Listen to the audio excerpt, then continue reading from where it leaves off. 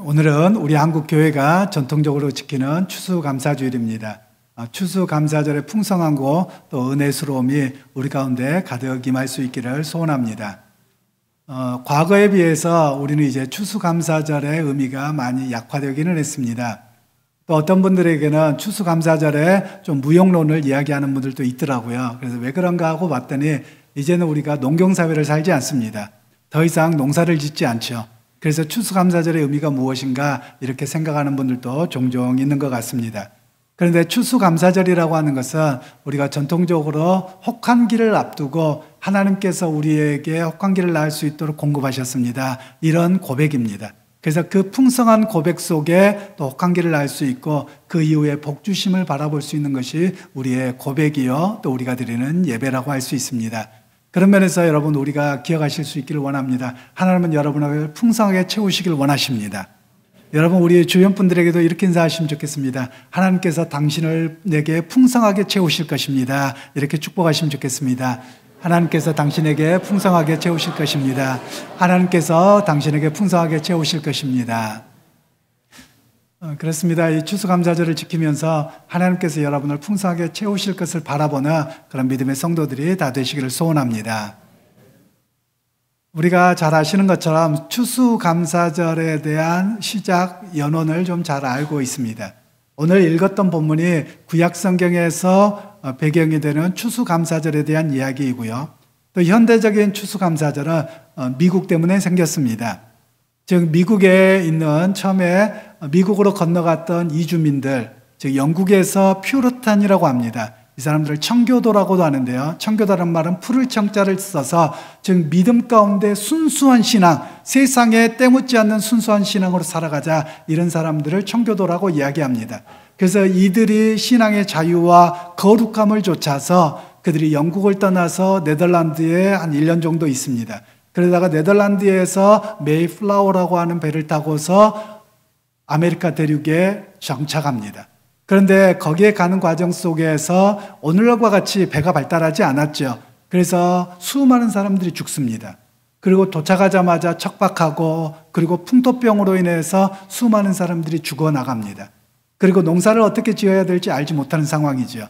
그곳에 있던 인디언들이 그들에게 씨앗을 주었는데 그 씨앗을 심었다가 가을철이 되어서 옥수수가 맺히고 하는 겁니다. 그래서 그것을 보면서 눈물을 흘려가면서 신앙을 좇아 살아왔는데 하나님 겨울을 날 수 있도록 주셔서 감사합니다.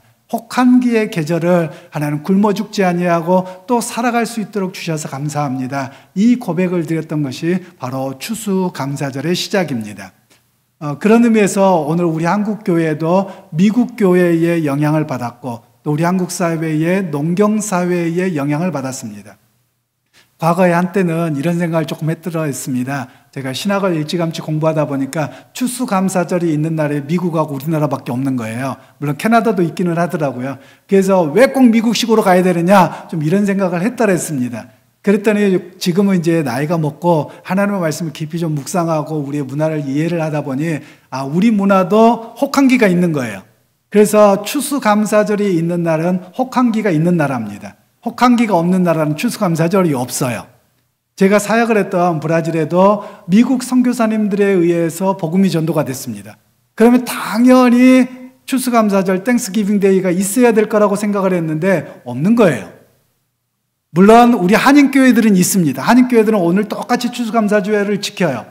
그러고 봤더니 절기가 다른 거예요. 계절이 달라요. 지금 거기는 가을이 아니고요. 여름이에요.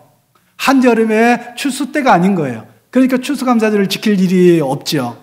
그리고서 이야기를 하다 보니 혹한기가 없는 겁니다. 즉 바나나 사시사철 아무 때나 따먹으면 되는 거예요. 그리고 쌀, 벼 사시사철 아무 때나 하면 되는 거예요. 그러다 보니까 그들에게는 일상의 감사이지 추수감사절이 굳이 필요하지 않았던 겁니다. 그러다 보니 남미나 또는 유럽 지역에서는 추수감사절이 없고요. 일반적으로 혹한기가 있는 곳에서만 추수감사절이 있습니다. 물론 오늘 우리 사회는 이제 혹한기가 있다 할지라도 우리가 냉장고가 있고 그리고 무역이 발달하고 수많은 것들을 저장할 수 있는 문화여서 과거와 같은 혹한기는 없습니다. 그럼에도 불구하고 우리가 기억하는 것은 과거의 혹한기 시절에 굶어 죽지 아니하도록 하나님이 공급하셨습니다. 이 고백과 기억을 하는 것이 바로 이 추수감사절의 의미이다라고 이야기를 할 수 있습니다. 추수감사절에 대한 이야기를 하다 보면 우리가 감사하다, 고맙다는 말을 그리스도인들이 참 많이 합니다. 보통 밖에 나가서 고맙습니다, 감사합니다 많이 하는 사람들을 좀 조사해보고 눈여겨보면 대부분이 예수 믿는 분들이 참 많으시더라고요. 제가 외국에 나가서 생활을 하다가 이 고맙습니다, 감사합니다라는 단어를 좀 생각해 봤습니다. 그랬더니 브라질에는 물건을 여러분 사는 사람이 감사하다고 할까요? 물건 파는 사람이 감사하다 할까요? 네, 우리나라 같으면 파는 사람이 감사하죠. 그런데 브라질에 갔더니 안 그렇더라고요. 반대더라고요. 사는 사람이 감사합니다 이러고요. 파는 사람 뭐라고 하냐면 천만에요 이렇게 이야기를 하는 거예요. 거꾸로 바뀌었다 이런 생각을 했더랬습니다. 그러면서 조금 이렇게 말씀을 따라서 묵상하고 그들의 문화를 이해하다 보니 어떤 이야기냐면 일상의 감사가 있더라라는 거예요. 즉 추수감사절이 필요치 않은데 일상에 살아가고 또 이민사회로 정착하면서 살아가게 했던 매 순간의 감사가 있다, 이런 고백들이 있더라라는 것이죠. 여러분, 우리나라에도 선교사님들이 오셨을 때 수많은 사람들이 돌아가셨습니다. 복음 한 번 못 전해보고 돌아가셨어요. 그냥 풍토병 때문에 그렇습니다. 우리는 우리에게 무슨 풍토병이 있어 이렇게 이야기를 하시잖아요. 그러나 지금은 의학이 발달해서 이런 것들이 다 없어졌지만 과거에 천연두로 죽은 사람들이 참 많았었죠. 그뿐만 아니라 우리에게도 그런 것이 많았거든요. 그처럼 외지 낯선 곳에 처음 정착할 때는 수많은 사람들이 죽어나가고 그리고 생존 자체가 어려운 시간들입니다. 바로 그 혹한기를 경험하는 것이 인생의 모습입니다. 그래서 어찌 보면 오늘 이 추수감사절의 메시지는 어떤 메시지냐, 여러분 인생을 살아가다 보면 인생의 혹한기를 만납니다. 꼭 먹고 사는 문제만이 아니라 내 인생의 걸음을 걸어갈 때 어떤 길을 가야 되는지, 또는 사람의 관계 속에서 또 세상의 전쟁과 기근과 기후변화와 같은 수많은 혹한기들을 만나기 마련입니다. 그런 가운데서 우리의 고백이 무엇입니까? 그 혹한기도 지켜주실 것을 믿습니다. 내가 그 하나님과 동행합니다. 이 고백이 바로 우리 추수감사절의 고백이라고 말할 수 있습니다. 그러면 이 추수감사절에 좀 더 성경은 과연 어떤 근원을 갖고 있고 어떤 감사의 고백과 또 하나님의 어떤 복을 바라볼 것인가를 우리가 좀 더 말씀을 깊이 나누기를 원하는데요. 13절 말씀을 다시 한번 합독하도록 하겠습니다. 너희 다장마당과 포도주 틀에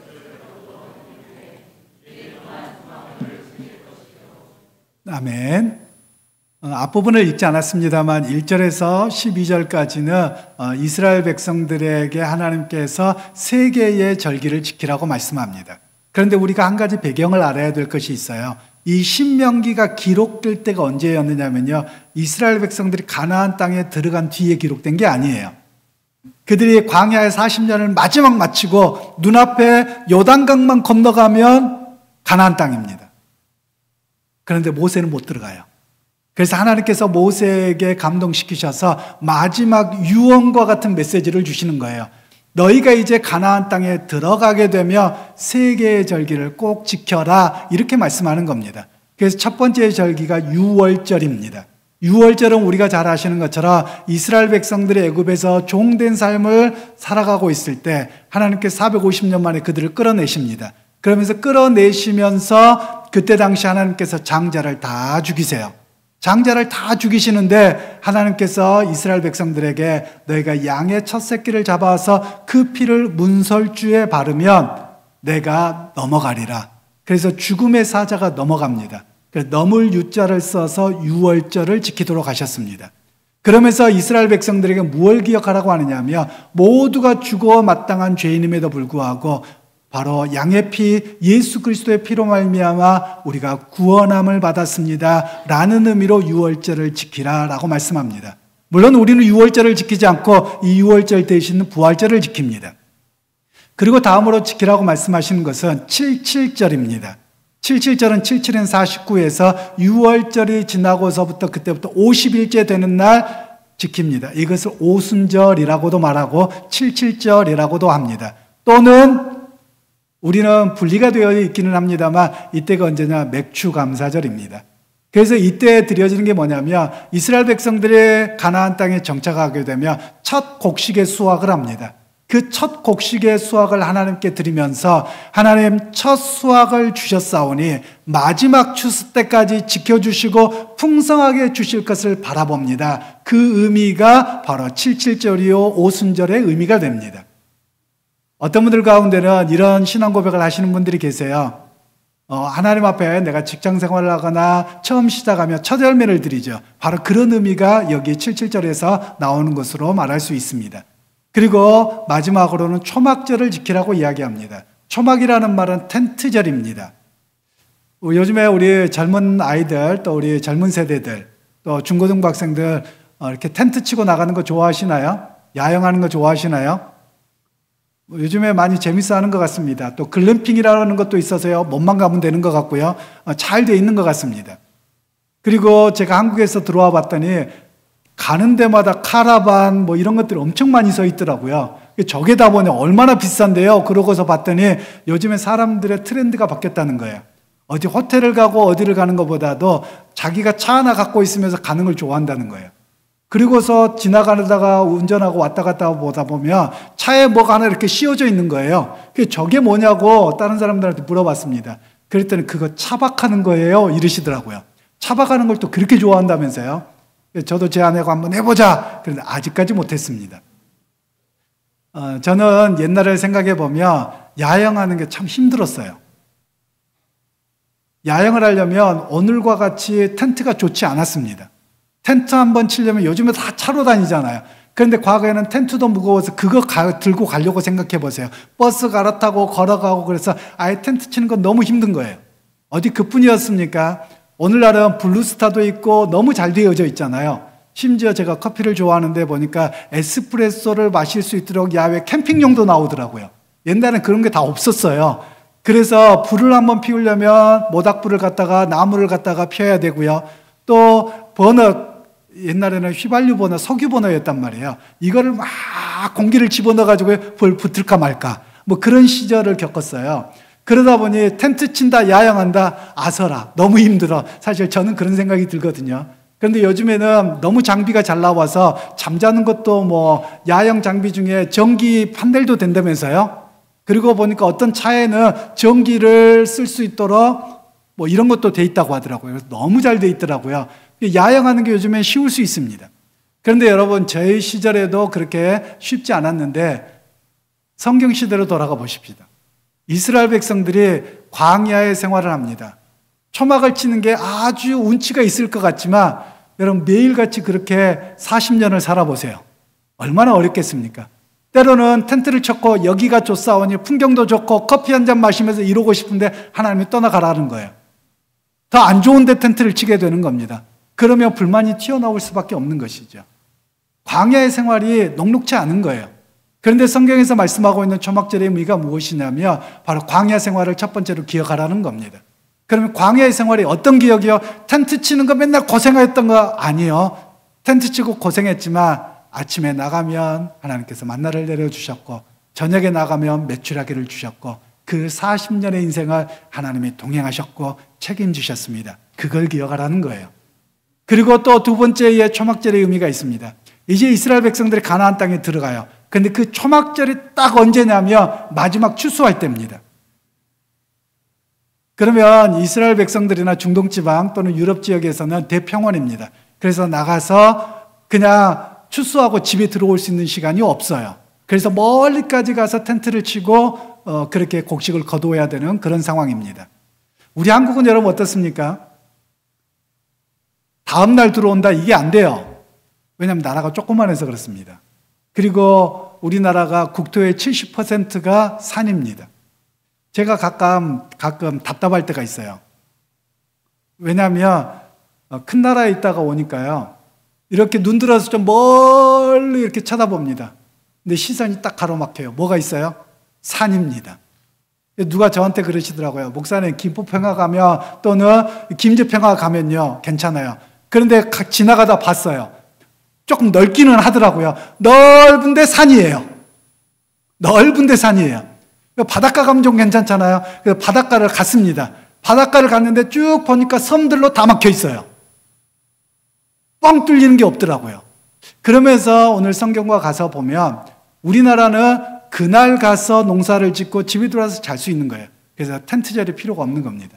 그런데 중동지방 이런 데는 대평원이에요. 집이 돌아올 수가 없어요. 그래서 멀리까지 가서 텐트를 쳐서 곡식을 다 거두어야 되는 그런 상황인 것이죠.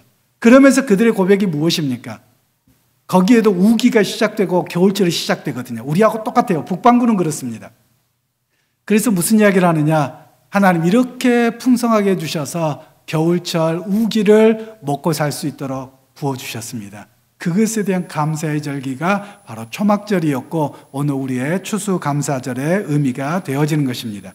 그런 면에서 여러분 이 초막절에는 우리가 고백할 것이 있습니다.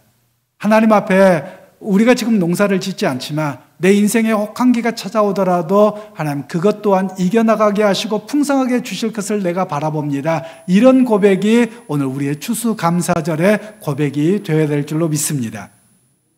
그러면 이제 두 번째로 이 추수감사절을 어떻게 지켜야 되느냐, 좀 더 구체적으로 초막절에 대한 이야기를 오늘 성경은 말씀하고 있는데요. 14절로 15절 말씀을 우리가 다시 한번 합독하도록 하겠습니다. 절기를 지킬 때에는 너와 내 자녀와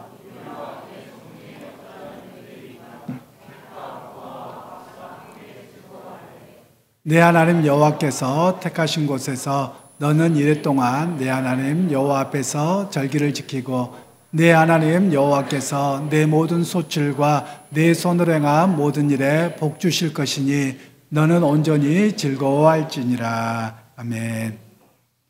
우리가 절기라고 이야기를 하는데요. 사실은 다른 영어로 이야기하면 페스타, 축제입니다. 여러분 축제 그러면 여러분은 어떤 생각이 드십니까? 우리나라에 뭐 서산축제, 무슨 홍성의 무슨 축제, 축제들이 참 많잖아요. 뭐 국화축제도 있고 수많은 축제들이 있습니다. 그런데 우리의 축제의 개념과 서양사회 또는 중동사회의 축제 개념이 조금 다릅니다. 우리나라의 축제는 지자체들이 경제 활성화를 위해서 만들어낸 거예요. 그런데 성경에서 이야기하고 있거나 또는 많은 사람들이 사실 그 유럽의 공무원들이나 우리나라의 공무원들이나 또는 지자체 위원들이 유럽 사회를 가서 보고 배워서 그걸 하려고 합니다. 그런데 잘 안 돼요. 왜 그러냐면 그들의 문화와 먹고 사는 문제가 관련되어져서 그렇습니다. 그들은 오랫동안 혹한기를 대비하면서 먹고 살게 되어서 감사합니다. 이런 축제가 그들의 삶이었던 것이거든요. 그래서 그들은 자연스럽게 합니다. 여러분 축제라고 이야기를 하면 어떤 사람만 즐겁습니까? 돈 버는 사람이 즐겁습니까? 가서 맛있는 거 사 먹는 사람이 즐겁습니까? 다 즐겁습니다. 다 즐거워야 됩니다. 돈 못 벌면 스트레스를 받고 그러겠죠. 일반적으로 축제라고 이야기를 하는 것은요, 당시의 문화로 보면 누구만 즐길 수 있느냐? 귀족들, 주인들만 지키는 겁니다. 그리고 주인들의 축제를 위해서 고기도 구워야 되고 뭐든지 다 해야 될 사람들은 종들이었어요. 그런데 오늘 성경에서는 이 세상적인 축제와 다른 축제를 이야기해 버리시는 거예요. 어떤 축제입니까? 집안에 있는 종이나 지나가는 손님이나 그리고 고아와 과부라고 이야기하는 것은요, 사회적인 약자입니다. 지역에서 약자들까지 다 함께하는 잔치가 돼야 된다. 이런 이야기를 하고 있습니다. 여러분 우리나라 문화로 한번 잠깐 생각을 해보면 이렇습니다. 과거에 요즘에는 이제 축제라는 것이 의미가 그런 대형 축제도 있지만 개인적인 중요한 일들을 이야기할 때 사람들이 여행을 많이 가기도 합니다. 여러분 여행을 지금은 여권 되는 거 여러분 어렵습니까? 쉽습니까? 그냥 구청이나 시청 가서 신청만 하면 5일이면 나와요. 80년대는 안 그랬어요. 80년대 여권을 발급받으려고 하잖아요. 그러면 조건이 있었습니다. 일단은 운동권 학생은 안 됩니다. 그리고 또 하나는 안 되는 사람들이 어떤 사람이 되냐면 대기업의 연봉 10% 정도가 통장에 잔고가 있어야지 나왔습니다. 아무나 여권을 못 받았어요. 또 그뿐만이 아닙니다. 요즘에 여러분 유학 가기가 좀 쉽습니까? 어렵습니까? 돈만 있으면 보내요. 그런데 80년대는 유학을 못 갔습니다. 일단 운동권 학생은 안 되는 것이고요. 그리고 고등학교 성적 전교 10등 안에 들어가야 됩니다. 그리고 아까 말씀드렸던 것처럼 부모가 돈이 얼마가 있어야 한다고요? 통장에 대기업 회사에 연봉 10%가 있어야지만 여권이 나오고 유학을 갈 수 있었어요. 그리고 대학을 다니고 있는 남자들은 여러분 여권이 나오기가 쉬웠겠습니까? 안 쉬웠겠습니까? 안 쉬웠어요. 여자들은 나오기가 쉬워요. 왜냐하면 남자들은 외국 나갔다가 안 들어와서 군대 안 갈까 봐서 여권을 잘 안 줬어요. 그런 시대가 우리나라 사회였습니다. 그러니까 내게 삶도 주어진 삶도 제대로 즐길 수 없는 사회가 우리 한국 사회였습니다.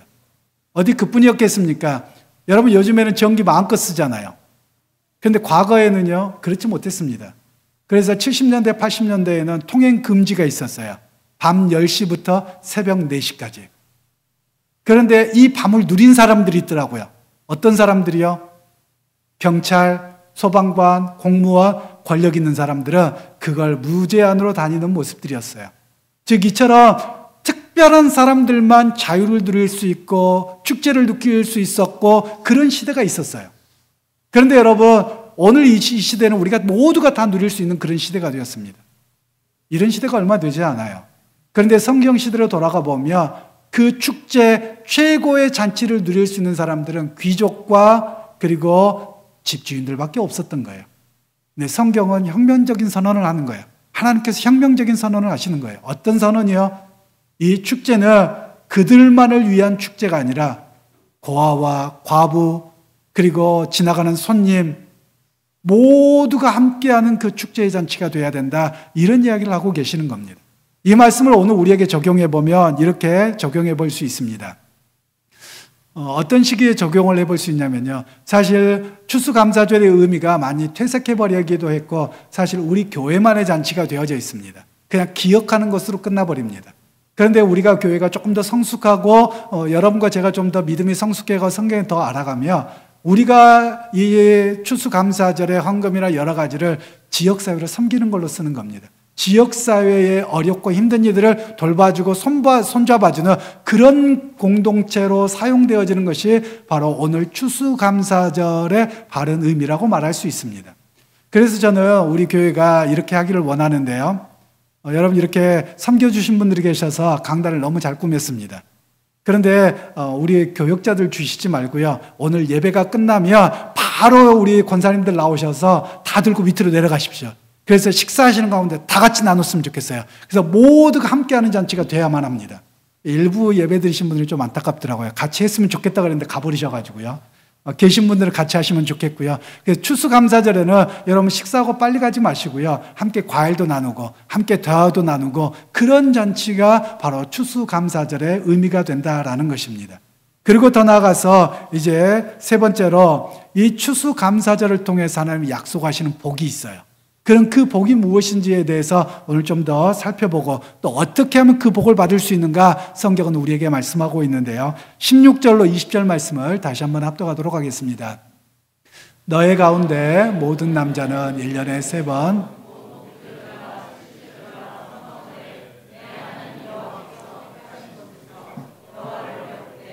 빈손으로 여호와를 배웁지 말고 각 사람이 내 하나님 여호와께서 주신 복을 따라 그 임대로 드릴지니라. 내 하나님 여호와께서 내게 주시는 각 성에서 내 지파를 따라 재판장들과 지도자들을 둘 것이요 그들은 공의로 백성을 재판할 것이니라.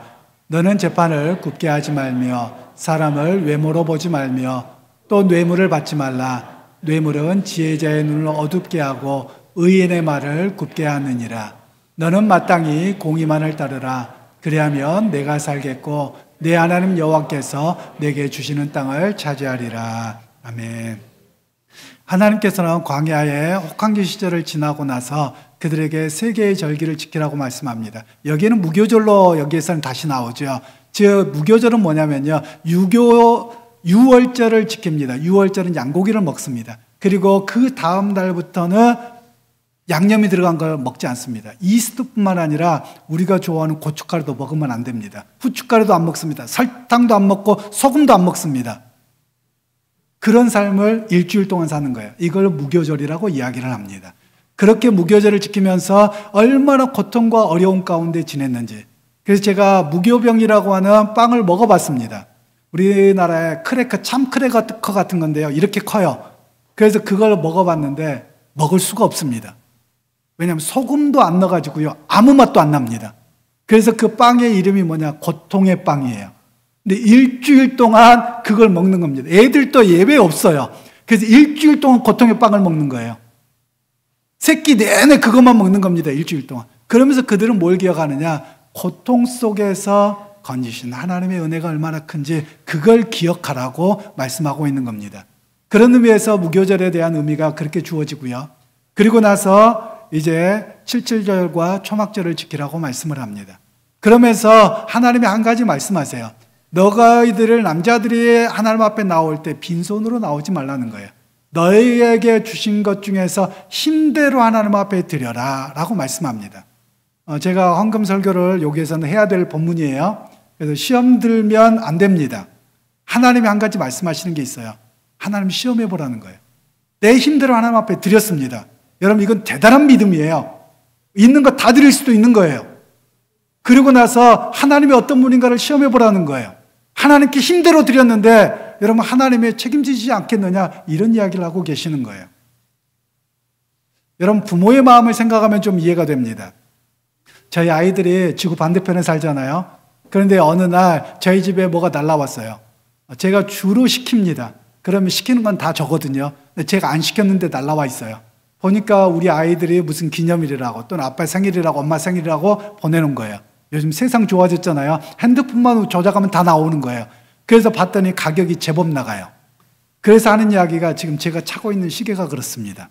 그래서 우리 아이들한테 야 천한번에도 시계를 사줘가지고 아직도 있는데 뭐하러 시계를 사서 막 이렇게 이야기를 했단 말이에요. 그랬더니 아이들이 굉장히 난처해하는 거예요. 아니 엄마 아빠 내가 특별하게 할 것도 없고 키워준 것도 감사하고 그냥 좋아서 해준 건데요. 야 니네들 거기서 살려면 얼마나 힘든데 엄마 아빠가 돈 대주는 것도 아니고 니들이 돈 벌어서 살아가는 일이 얼마나 힘든데 앞으로 장가도 가야 되고 뭐 이러고 이야기를 했더란 말이에요. 그러다가 갑자기 드는 생각이 있습니다. 아이들을 왜 내가 힘들게 해야 할까? 그냥 아이들이 준 거에 대한 감사의 고백을 하면 되는데요. 그러고 나서 과제가 생기죠. 뭐가 생기겠습니까? 저는 쏘아줄 때 더 세게 쏘아줍니다. 여러분 부모의 마음이 그렇지 않아요. 자녀들이 감사의 고백과 어떤 것들을 하며 그것에 감사해서 아이들에게 어떻게든지 더 퍼주고 싶고 어떻게든지 주고자 싶어하는 마음이 부모의 마음 아니겠습니까? 여러분 우리 하나님이 그런 마음이라는 거예요. 너희가 힘대로 드려봐라. 그럼 하나님이 어떻게 하시겠느냐는 거예요. 하나님이 책임지지 않겠느냐? 하나님이 더 좋은 것으로 갚아주시지 않겠느냐? 이렇게 말씀하고 계시는 거예요. 여러분 이건 믿음의 고백입니다. 하나님 주실 것을 믿고 드립니다. 이 고백이라는 거예요. 여러분이 그 고백이 있어서 하나님을 시험해 보시길 원합니다. 그래서 하나님께서 여러분을 채우고 넘치도록 주시는 역사를 바라보게 하시는 것이 이 추수감사절의 헌신에 대한 이야기입니다. 또한 오늘 우리가 이렇게 추수감사절을 지킵니다. 그런데 우리 사회가 정이 많이 사라져 버렸어요. 함께함의 의미가 많이 사라져 버렸습니다. 하나님께서 복을 주시고 공급하신다는 고백보다는 내 머리가 뛰어나서 또는 내가 머리를 잘 굴려서 돈을 잘 배전해서 복을 받는다 이런 생각들이 너무 많아진 것 같습니다. 아니요. 여러분 내가 계획하고 아무리 뛰어나고 사업수완이 뛰어나더라도 하나님이 돕지 않으시면 망하는 겁니다. 그러나 내가 부족하더라도 또 내가 어떤 계획들이 부족하고 머리가 부족하고 물질이 부족하더라도 하나님께서 붙들어 주시고 공급하시면 풍성한 복을 누리게 됩니다. 바로 그 고백을 담는 시간이 바로 이 추수감사절이요 바라보는 고백이 우리의 고백이라고 말씀을 하고 있는 것입니다. 여러분 그래서 여러분 세상에 물들지 않기를 소원합니다. 세상의 이야기는요 너가 머리를 잘 굴려야 된다, 투자를 잘해야 된다, 그리고 좋은 교육을 받아야 잘 산다, 풍성하게 된다 이런 이야기를 하는 겁니다. 하나님은 그렇게 말씀하지 않으세요. 하나님께 드려보라, 하나님을 의지해봐라. 그러면 누가 주신다는 거예요? 하나님이 주신다고 말씀합니다. 여러분 그 하나님을 고백할 수 있는 저와 여러분이 되기를 소원합니다. 물론 이렇게 이야기한다고 해서 아무것도 안 하고 기도만 합니다. 하나님 주실 줄 없어서 안 주세요. 나가서 거둬야 돼요. 아침에 나가서 만나를 거둬야 되고요. 저녁 때 나가서 매출하기를 거둬야 돼요. 그러면 내가 그렇게 믿음으로 한 걸음 한 걸음 나아갈 때 하나님이 길을 열어주십니다. 막힌 곳을 뚫어주십니다. 그리고 어려운 길들을 만나지 않도록 열어주십니다. 그 하나님을 고백하고 경험하라는 거예요. 여러분 그런 역사가 여러분 가운데 있기를 소원합니다. 그래서 이 추수감사절을 지내면서 하나님 내가 인생의 혹한기를 만날지라도 나에게는 인생의 혹한기가 아니라 하나님께서 고속도로 같이 장독케 하시는 역사가 있을 줄로 믿습니다. 바라봅니다. 이 고백이 저와 여러분의 고백이 되기를 소원합니다. 그래서 하나님께 온전한 의지하는 믿음, 하나님의 풍성하게 도우시는 역사를 바라보는 그런 기쁨의 절기가 되는 또 그런 믿음의 고백이 있는 이 절기가 되기를 주님의 이름으로 축원합니다.